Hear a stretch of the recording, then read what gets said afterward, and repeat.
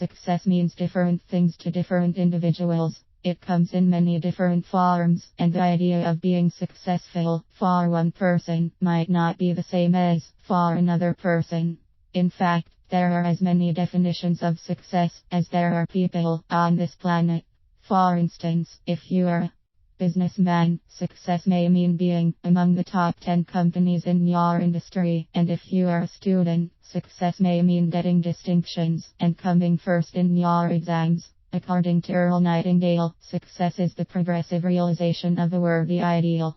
It is therefore very important for each one of us to define clearly what success means to us. And intention is another way of setting a goal. The difference I've found in intending versus goal setting is my attitude. When I set a goal, I generally see it as something that has to get done. It is work. I'm dreading it a bit, but I have to get through it to get to where I want to be.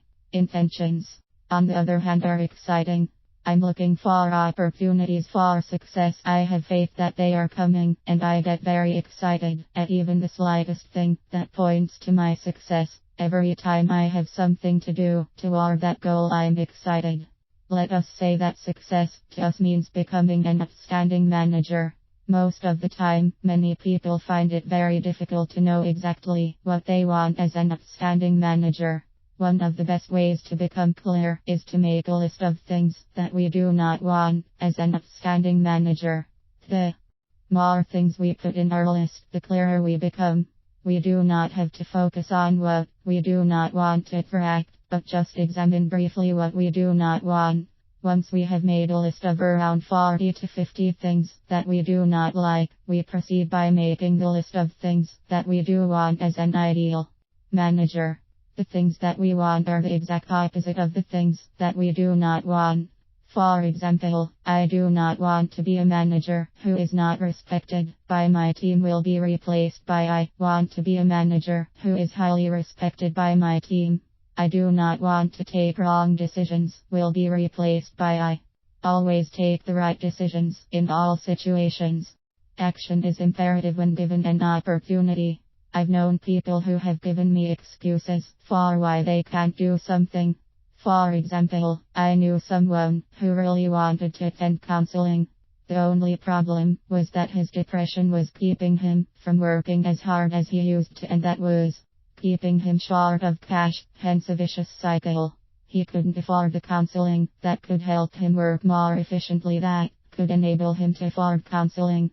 He stumbled on a counselor offering free sessions as they were just starting out.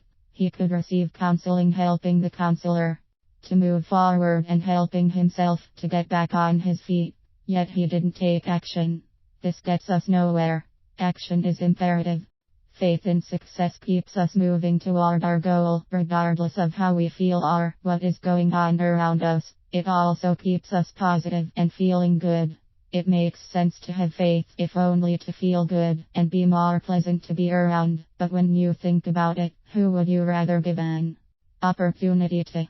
But regardless of whether you believe in the quantum physics of it, the steps you go through are just logical steps that have been proven over and over to produce success. So when you see me refer to the law of attraction, know that I am referring to a collection of principles that have helped countless people create success in all aspects of their lives. Many scientists and theorists from across the globe have come to the conclusion that everything is regulated and governed by a set of universal laws such as the law of cause and effect and the law of gravity. We all deserve to be successful in life, and whatever dreams we have, we all have the potential to achieve them, as absolutely nothing is impossible. We just have to follow the great advice of Walt Disney, who rightly said, if you can dream it, you can do it. The law of attraction is essentially a belief or theory that like attracts like, and that by focusing on positive or negative thoughts, you attract positive or negative results. Basically, you attract into your life whatever you think about, whether you want it or not. So if you truly believe your thoughts, you literally have the power to consciously and deliberately choose what you want in life. What kind of money do you want to make? While the law of attraction has received quite a bit of publicity these days, the concept has been around for centuries and has been known and used successfully by many great minds throughout history. It has been written in books that there is evidence the law of attraction was used by Beethoven, Einstein, and even Jesus. Many wonder why it works, and there are reams upon reams of anecdotal evidence confirming it does. The law of attraction gained a lot of publicity back in 2006 when the film The Secret was launched, which was a documentary type film where some of the leading experts appeared on camera to give an insight into what the law of attraction is and how it works. The film was good for the newcomer who knew little or nothing about the law of attraction, but at the same time, it really only touched the tip of the iceberg and gave no reasoning regarding how this powerful law of the universe works or its true origins. Law of attraction history. Many people associate the law of attraction with New Age movements and similar practices. Unfortunately, modern media and uneducated bloggers and such like haven't helped matterit. It's important to understand that the law of attraction was referenced long before any New Age movement, and even before Western civilization had even gotten wind of any of the universal laws.